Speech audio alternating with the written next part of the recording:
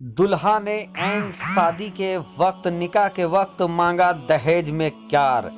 फिर लड़की ने क्या किया दोस्तों, देखकर आपके भी रोंगटे खड़े हो जाएंगे। तो एक सनसनीखेज वीडियो आप हजरात के लिए लेकर आए हैं। तो उससे पहले कि वीडियो का आगाज़ करें, आप हजरात से अदबन गुजारिश करना चाहेंगे कि अगर अभी तक आपने मेरे यूट्यूब चैनल इरफानी नेटवर्क को अगर आपने सब्सक्राइब नहीं किया तो जल्दी से चैनल को कर लीजिए सब्सक्राइब, बेल के बटन को कर दीजिए ऑन और ऑल नोटिफिकेशन के ऑप्शन को दबा ले।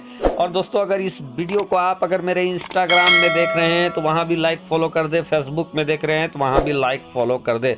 दोस्तों एक इंसान जिसकी शादी थी और शादी के वक्त निकाह के ऐन वक्त पर उसने दहेज में मांगा कार।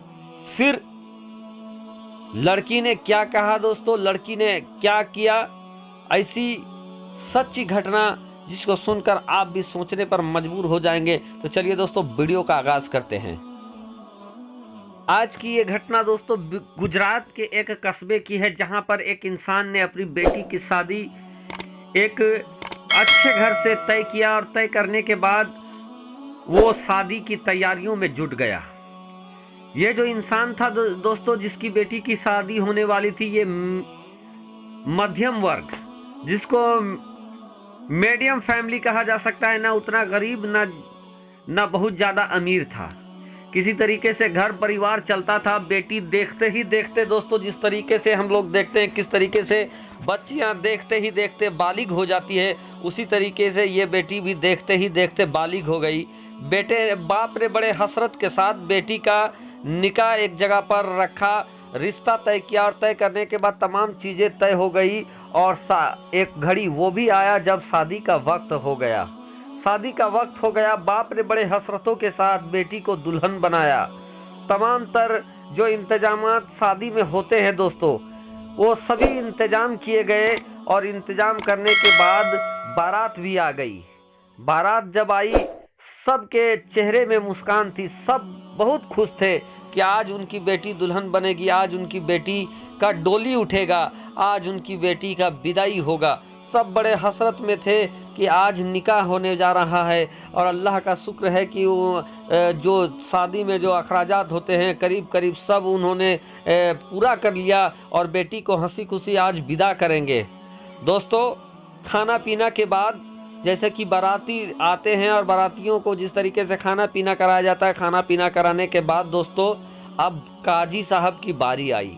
काजी साहब आते हैं और लड़के के पास बैठते हैं और ये देखते हैं कि अब निकाह पढ़ाने का रस्म शुरू किया जाए, निकाह पढ़ाया जाए। इधर दोस्तों काजी साहब निकाह पढ़ाने ही वाले थे कि जो दूल्हा था उसने एक अड़ंगा लगा दिया। वो अड़ंगा क्या था, दुल्हन ने ऐन निकाह के वक्त ये कहा कि मुझे दहेज में कार चाहिए, मुझे दहेज में कार चाहिए, तब जाकर मैं निकाह करूँगा, नहीं तो मैं इस शादी से इनकार करता हूँ। मुझे किसी भी कीमत में निकाह में हमें कार चाहिए, फिर मैं शादी करूँगा।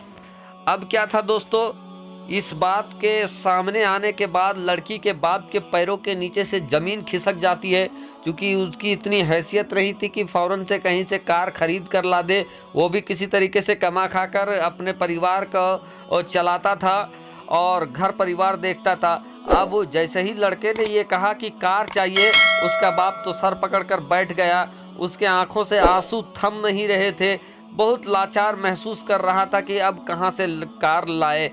अब ये बात दोस्तों और किसी तरीके से लड़की तक पहुंच जाती है कि दूल्हा ने निकाह के वक्त में कार का मांग कर दिया है कि कार दीजिएगा तब तो शादी होगा।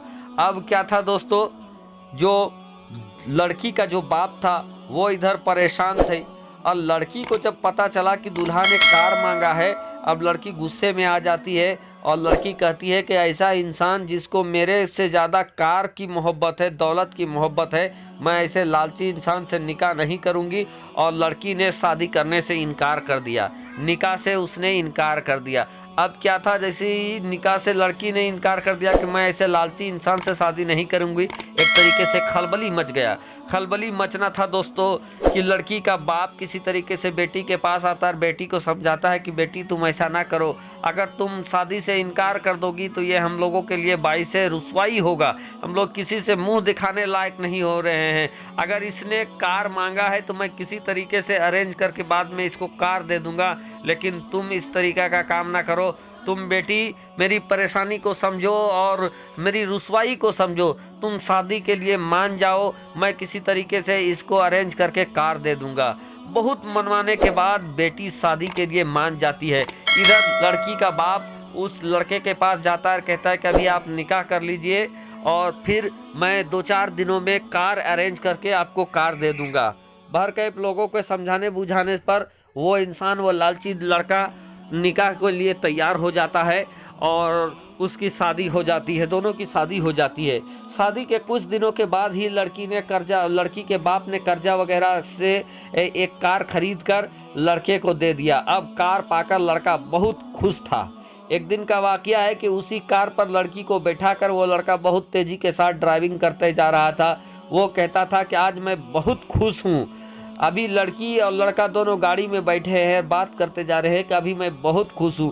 पहले मैं दूसरी की गाड़ी देखता था तो मैं उसको देखकर ये दिल में हसरत होती थी कि मेरे पास भी कार होता तो मैं भी उसको चलाता, और आज मेरे पास कार आ गया है और इसीलिए मैंने आपके बाप से ये कार मांगा। और ये कहते हुए बहुत तेजी के साथ जा रहा था। इधर लड़की सोच रही थी कि ये कैसा लीचड़ इंसान है जिसने मेरे वालिद से जबरन ये कार लिया, न मालूम कहाँ से कर्जा करके मेरे बाप ने इसको ये कार दिया है। अभी बात हो ही रही थी कि अचानक से सामने से एक भिखारी आ जाता है, जिस भिखारी को देखकर लड़की चीख पड़ती है और ये जैसे तैसे ब्रेक मारता है, बाल बच जाता है। वो भिखारी एक्सीडेंट होने से ये लोगों की भी गाड़ी दूसरी तरफ चली जाती है और भिखारी को गिरता है, उसको भी थोड़ी चोट लग जाती है। लड़की उठती है और उठने के बाद जाकर उस भिखारी को उठाती है और कहती है, बाबा हमें माफ़ कीजिए, हम लोग बात में इतने मशगूल हो गए थे कि आपको देख नहीं पाए और उसी वजह से ये आपको चोट लग गई है। लड़का भी आता है, कहते हैं कि तुम भिखारियों का ये धंधा है, तुम लोग जानबूझकर बड़े लोगों के गाड़ियों से टकराते हो और फिर बाद में पैसा हटते हो। और फिर वो बड़बड़ाता हुआ लड़की को बैठाता है, गाड़ी में आगे बढ़ने लगता है। लड़की ये कहती है कि आपने तो उसको भिखारी कह दिया, लेकिन असल का भिखारी कौन है? जिस गाड़ी पर आपको इतना नाज है, वो गाड़ी आप कहाँ से लिए हो? आपने भी तो जबरन एक तरीके से मेरे बाप से भीख में ही इस गाड़ी को लिए है। अगर आपने इस गाड़ी को अपने ताकत, अपने हैसियत से खरीदा होता और खरीद कर आज उस भिखारी को ये बात कहते तो आपका शोभा भी देता।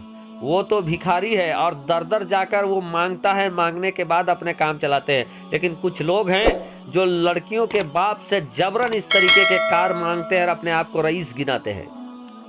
वो इंसान ये बात सुनकर बहुत शर्म से वो पानी हो जाता है, सर को अपना झुका लेता है।